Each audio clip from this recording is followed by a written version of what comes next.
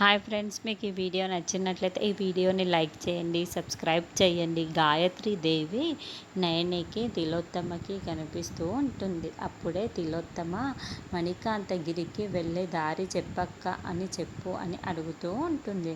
అప్పుడే గాయత్రి దేవి ఆ దారిని చెబుతూ ఉంటుంది. ఇక్కడి నుంచి ఉత్తరం దిక్కుకు వెళితే అడవి ప్రాంతం వస్తుంది. అడవి ప్రాంతం లోపలికి 2 మైళ్ళ దూరం వెళ్ళిన తర్వాత అక్కడ గుట్టల్లా కనిపిస్తూ ఉంటుంది.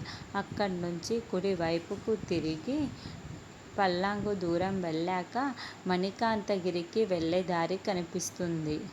నేను చెప్పిన దానిని ప్రకారం అనుసరిస్తూ వెళ్ళాలి నయని అని గాయత్రీదేవి చెప్పటంతో తిలోత్తమ చాలా చాలా సంతోషపడుతూ ఉంటుంది.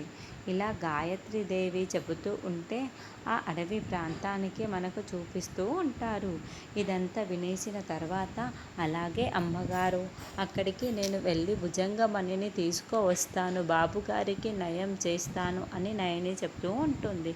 అయితే గజకండ అక్కడే చాటుగా నిల్చొని ఆ మాటలు వింటూ మా మార్గం మొత్తం వినేసి ఉంటాడు. గాయత్రీదేవి మణికాంతగిరికి ఎలా వెళ్ళాలో మొత్తం చెప్పేసింది.